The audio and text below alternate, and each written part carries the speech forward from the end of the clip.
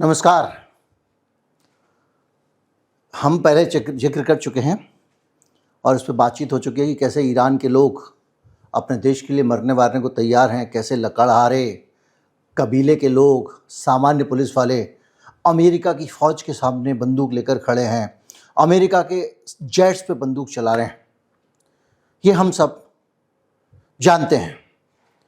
लेकिन आज जो तस्वीरें आ रही हैं आपके सामने, वो आपने देख लिया होगा कि जिस रात को कत्ल की रात होना है, जिस रात को डोनाल्ड ट्रंप को कहर बरपाना है ईरान पे, जो डोनाल्ड ट्रंप कह चुका है कि वो सभ्यता को नष्ट कर देगा, उस राक्षस के सामने ईरान के निहत्थे लोग सड़कों पर खड़े हैं, जगह जगह खड़े हैं। आज हम बात करेंगे कि इस जुनून की वजह क्या है और ये किस हद तक अपनी मातृभूमि के लिए लोगों का संकल्प है और कैसे किसी एक देश की सरकार अपने नागरिकों के अंदर इतना विश्वास बनाकर रखती है कि दूसरी दुनिया की सबसे बड़ी ताकत भी देश में विद्रोह कराना चाहती है, देश में विद्रोहियों को घुसाती है, भड़काती है और हथियार देती है। उसके बावजूद ईरान एकजुट खड़ा रहता है। सिर्फ एक आंकड़ा देकर जाता हूं, उसके बाद वीडियो शुरू करूंगा। 1,40,40,00,000 लोगों ने 14 मिलियन रजिस्ट्रेशन कराया है, फॉर्म भरा है और सरकार से अपील की है कि हम इस देश के लिए शहीद होना चाहते हैं। ये लोग उन 10 लाख लोगों के अलावा हैं जो अपने देश की सेना में शामिल होने के लिए आगे आए हैं।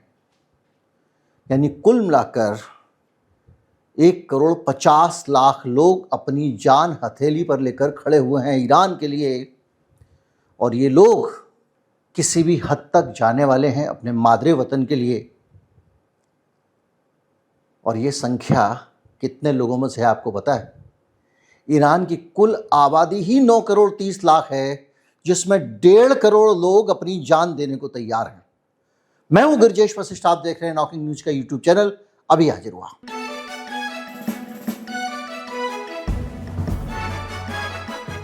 इन 1,50,00,000 लोगों में पता है कौन है?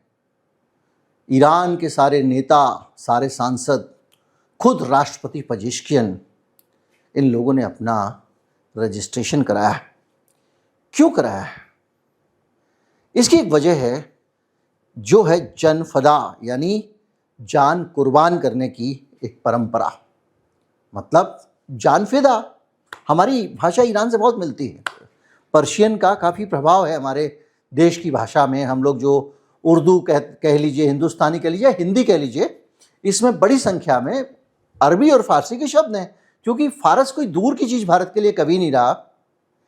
ये पाकिस्तान भारत का हिस्सा था, उसकी सीमा पार करो तो ईरान।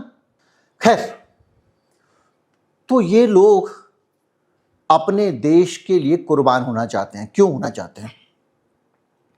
ईरान के कल्चर में ये है, सदियों से है, कि जीवन का, खासतौर पे शिया मुसलमान, जीवन का सबसे बड़ा ध्येय बलिदान देना है। याद कीजिए कि अली खामनेई, उन्होंने जानबूझ के जान दी है। सब जानते हैं, क्योंकि वो अपने दफ्तर में बैठे हुए थे, काम कर रहे थे। इतने खराब और कमज़ोर देश तो ईरान नहीं है कि उनको पता ही ना चला हो कि अमेरिका की सरकार उनको मारना चाहती है। वो चाहते तो बंकर में छिप के रह सकते थे, कहीं रह सकते थे, एकदम आराम से बैठे हुए थे, और वहाँ उन्होंने प्राणोत्सर्ग किया। और वो प्राणोत्सर्ग आज अमेरिका के लिए प्रेरणा का स्रोत बन गया, माफ़ कीजिए ईरान के लिए। और वो अमेरिका जैसे देश को नाक रगड़ने पर मजबूर कर रहा है। ट्रंप भाग गया ना, अब वहाँ से अपनी इज्जत का ख्याल आया है, तो ये फ्री सेविंग कर रहा है। लेकिन आज जो हो रहा है वो अपने आप में छोटी चीज़ नहीं है, ये बड़ी चीज़ है।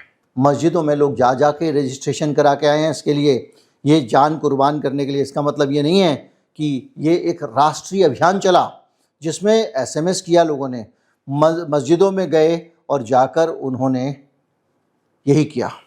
1980 के ईरान इराक युद्ध में भी ईरान के लोग इसी तरह इकट्ठे हुए थे, और यही वजह है कि ईरान पूरा देश लड़ता है, बाकी देशों की सरकार लड़ती है।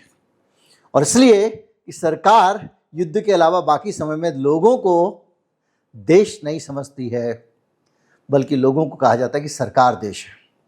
हालत ये है कि अभी जो भर्ती केंद्र हैं वहाँ पर भीड़ लगी हुई है। तब जब मौत सामने दिख रही है, तब जब मौत के डर से इजराइल के लोग बंकरों में छिपते हैं, 8वीं मंजिल से उतर के आते हैं और बंकर में घुस जाते हैं जान बचाने के लिए, मौत के डर से। मौत के डर से ताइवान के लोग तुर्की की, सिंगापुर की, दूसरे लोगों की, देशों की नागरिकता ले रहे हैं ताकि हम कहीं मर ना जाए, चीन अगर हमको हमला करेगा तो। और ईरान के लोग सिर्फ जान ही नहीं दे रहे हैं, दूसरे देशों में बसे हुए जो ईरानी हैं वो वहाँ से वापस ईरान आ रहे हैं ताकि अपनी मातृभूमि की इस समय सेवा कर सकें। ईरान की फुटबॉल टीम महिलाओं की खेलने गई हुई थी। उसको उस देश ने, जहाँ वो खेल रही थी, वहाँ पर उन्होंने उसको असाइलम दिया, शरण दे दी कि आप अभी युद्ध चल रहा है, आप यहाँ आओ, आप हमारे देश के शरणार्थी हो। उन्होंने उस शरण को ठुकराया और वो लड़कियां वापस ईरान आई ताकि वो अपने देश के लिए लड़ सकें। ये उस ईरान की बात है जिसके बारे में डोनाल्ड ट्रंप कह रहा था कि यहाँ के लोग खिलाफ हो गए हैं और लोग सरकार बदलना चाहते हैं और मैं यहाँ पे रिजीम चेंज करूँगा। और बहुत सारे लोग घुस आए और उन लोगों के साथ में लोगों को हथियार भेजे डोनाल्ड ट्रंप ने, ये खुद इसने अपने मुंह से कहा है। और उस ईरान के लोग आज लड़ रहे हैं। हर घर में एक आदमी मरने के लिए फौज में जा रहा है। जो फौज में नहीं लड़ सकता वो कह रहा है साहब मैं लॉजिस्टिक्स के काम कर लूँगा, बोझ उठा लूँगा, बोरा उठा लूँगा, सामान पहुँचा दूँगा, मेडिकल काम कर लूँगा, और हाथ पाँव नहीं चलेंगे तो मैं सर्विलांस का काम कर लूँगा, निगरानी का काम कर लूँगा, जो कहोगे वो करूँगा, इस देश के लिए करूँगा। और इस तरह से सिविलियन और मिलिट्री का जो एक फ्यूजन बना है वो पूरी दुनिया में एक नई मिसाल खड़ी कर रहा है। आप जिस युद्ध को देख रहे हैं आज, ये इतिहास बनता देख रहे हैं। अगर 1000 साल बाद भी जब ये कहानियाँ पढ़ाई जाएंगी तो लोग रोमांचित हो जाएंगे, रोंगटे खड़े हो जाएंगे कि इस धरती पर ऐसा भी एक देश होता था और उसके ऐसे लोग भी होते थे। हालत ये है कि ये राष्ट्रीय भावनाएं काफ़ी हद तक हैं और पूरी दुनिया में लाखों लोग सड़कों पर उतरे हुए हैं और प्रदर्शन कर रहे हैं। आप कहेंगे कि ये शिया मुसलमानों की राष्ट्रीय भावना है, ये धार्मिक जुड़ाव है, तब भी आप कमतर आंक रहे हैं। इजराइल के बाद सबसे ज़्यादा अगर यहूदी कहीं रहते हैं तो इसी ईरान नामक देश में रहते हैं, दूसरे नंबर पे। अभी तक आपने एक भी खबर नहीं पढ़ी होगी कि किसी यहूदी ने ईरान के खिलाफ जासूसी की। उनके अपने लोग पकड़े जा रहे हैं, उनके अपने लोगों को तोड़ पाया मोसाद, लेकिन यहूदियों को नहीं तोड़ पाया, क्योंकि यह है म्यूनिख, टोरंटो, लॉस एंजल्स, यहाँ पर लाखों लाखों लोग वहाँ पर रैलियाँ कर रहे हैं, लाखों लोग। कुछ लोगों ने ये कहा कि युद्ध तो मुक्ति का मौका है और हम यहाँ पर काम करेंगे। डायस्पोरा लगातार लौट रहा है। हालत ये है कि कला और संस्कृति से जुड़े हुए लोग भी सड़कों पर उतरे हुए हैं। आपने तस्वीरें देखी होंगी कि जिन जिन पुलों पर आज बम गिराने वाला है डोनाल्ड ट्रंप, वहाँ पर लोग ह्यूमन चेन बना रहे हैं, लाखों लोग इकट्ठे हो गए हैं कि गिराओ, हमारी लाशों के ऊपर खड़े होकर तुमको ही उड़ाना पड़ेगा। जिन बिजली घरों पे डोनाल्ड ट्रंप ने स्ट्राइक करने को बोला है, वहाँ हज़ारों लोग पहुँच गए हैं। पूरे ईरान में इस युद्ध को एक उत्सव की तरह लिया जा रहा है, एक विजय उत्सव, कि तू देखते हैं कि तू कितना, वो है ना, देखना है जोर कितना बाजू है कातिल में, मरेंगे मर जाएंगे, नाम वतन का कर जाएंगे। फिल्मी गाने लिखे गए हिंदुस्तान के। आप सोचिए, संगीतकार, कलाकार, छात्र मोर्चा संभाले हुए हैं। और हालत ये है कि वहाँ पर एक संगीतकार की तस्वीर आपने देखी होगी, एक वाद्य यंत्र है उनके पास, वो लेकर वो उस जगह पहुँच गए हैं, उस परमाणु संयंत्र पे जिसको उड़ाने की धमकी डोनाल्ड ट्रंप ने दी है। और वो ये कह रहे हैं कि मैं यहीं रहूँगा, यहीं मरूँगा, आप मेरे ऊपर डालना मिसाइल डाल दो, मैं यहाँ से नहीं हटूँगा। उसके समर्थन में लोग इकट्ठे हो गए हैं। एक बलिदान की विरासत पूरी तरह से दोहराई जा रही है और ये अपने आप में एक बड़ा भयंकर कार्यक्रम है और इसको लेकर कांप रहा है वेस्ट। अमेरिका के हाथ पांव कांप रहे हैं। पहली बार उस जेडी वेंस को, उपराष्ट्रपति को, डोनाल्ड ट्रंप ने आगे किया है कि तुम संभालो, तुम बात करो, क्योंकि डोनाल्ड ट्रंप को जितनी वो धमकी देता है ईरान उतना ही उसका मजाक उड़ाता है। ईरान ने कैसे कैसे मजाक उड़ाए हैं, आपने मीम सुने होंगे, कैसे कैसे ट्वीट किए गए हैं उसको लेकर। 10-15 यहाँ लगा देता हूँ, पढ़ूंगा तो आप बोर हो जाएंगे कि बीच में ट्वीट एकदम फ्लो खत्म हो जाएगा। लेकिन आप देखिए किस तरह से, किस शिद्दत से इजराइल के लोग मुकाबला कर रहे हैं, माफ कीजिए ईरान के लोग। और ये हो रहा है कि सरकार कहीं से भी इन लोगों का कुछ भी बिगाड़ नहीं पा रही। अमेरिका की सरकार सबसे ज़्यादा कहाँ पर लोग इकट्ठे हो रहे हैं? तेहरान के करज कॉरिडोर पे, जहाँ पे 2 अप्रैल को बम गिराया गया था, बड़ी संख्या में पुल, हाईवे और पावर स्टेशन के आसपास लोग जुट गए हैं और ह्यूमन चेन बना रहे हैं। ये राजधानी तेहरान का एंट्री और एग्जिट पॉइंट है और यहाँ पे ही सैनिक और लॉजिस्टिक मूवमेंट निकलता है। जब वहाँ पे सैनिक निकलेंगे, लोग उनका स्वागत करेंगे और जिसको कहते हैं सीना तान करके आओ मारो मिसाइल, इस तरह से करेज में बड़ी संख्या में लोग इकट्ठे हैं, क्योंकि वहाँ पर करज में पुल गिराया गया था और अब ये राष्ट्रवाद का प्रतीक बन गया है। डोनाल्ड ट्रंप ने जिस पुल को गिराया, अब वो पुल एक तरह का प्रतीक बन गया अमेरिका से टक्कर लेने का, और नागरिक उससे प्रेरणा ले रहे हैं। हालत ये है कि क्रोम और कशान, ये सेंट्रल ईरान के इलाके हैं, यहाँ पर भी पुल और रेलवे लाइन निशाने पर हैं। ये मैं आपको कुछ चीज़ें बता रहा हूँ, यहाँ पर भी लोग इकट्ठे हो गए हैं बहुत सारे। Tabriz जंजान highway belt, north west connectivity, और यहाँ पर भी स्थानीय नागरिक बड़ी संख्या में इकट्ठे हो गए हैं और पूरा ट्रैफिक भी लोग इकट्ठा कर रहे हैं, सब कुछ कर रहे हैं। पावर प्लांट, बिजली घरों पे, ईरान में ऐसा कोई बिजली घर नहीं है, 15,000 बिजली घर हैं ईरान में, जहाँ पे लोग इकट्ठे नहीं हैं कि भाई तुम गिराओ मिसाइल, हम मरेंगे, पहले हम मरेंगे तब तुम ईरान की धरती को नुकसान पहुंचाओगे। ये छोटी बात नहीं है दोस्त, ये ऐसी बातें हैं जो कहानी किस्सों में भी दुर्लभ हैं। ऐसी कुर्बानी की कहानियां आपको कहीं लिखी हुई नहीं मिलेंगी, कहीं पे भी नहीं लिखी मिलेंगी। ये ग्रंथ बनने वाले हैं कुर्बानी के, जो हम सीधे सीधे सामने देख रहे हैं। और उतना ही ज़्यादा खतरनाक स्थिति ये है कि जो आंकड़े हैं उसके हिसाब से लोग 3 से 30 मार्च 26 के बीच में 64,000 लोग ईरान से बाहर गए थे और 48,000 लोग वापस आ गए। उन्होंने कहा भाई अब हमको अपने देश के लिए लड़ाई करनी है, और ये अपने आप में वेरीफाइड आंकड़ा है, कोई इसमें हेर फेर नहीं है, कोई अनुमान नहीं है। हर तरफ से भावनात्मक रूप से लोग ईरान से जुड़े हुए हैं, देश संकट में है और वो ये समझ रहे हैं कि कहीं ना कहीं से बदलाव होगा। ये पूरी सिचुएशन जब आप देखते हैं और आप देखते हैं कि क्या हो रहा है, तो आपको समझ में आती है कहानी जो ये कहती है कि ईरान अजेय है, अमेरिका और इजराइल जैसे पूंजीपति देश तो इसको नहीं हरा सकते।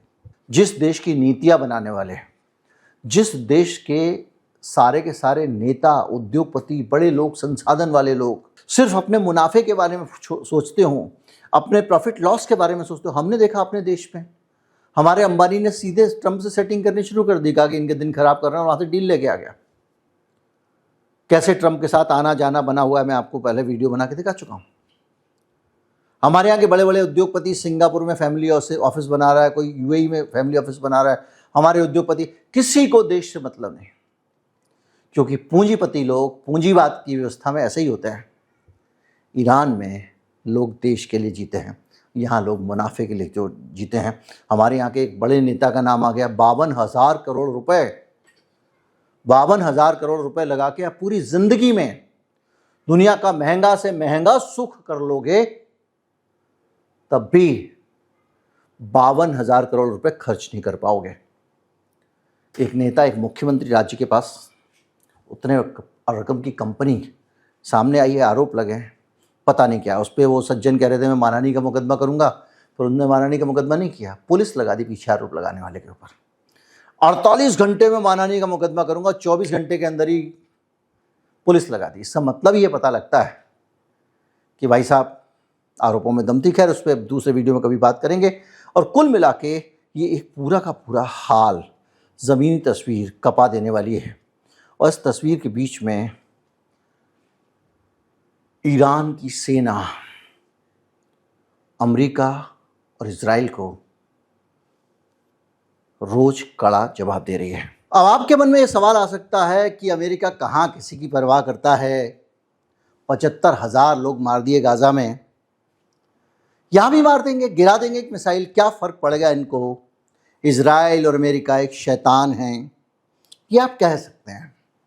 पर ईरान अलग है, गाज़ा अलग है।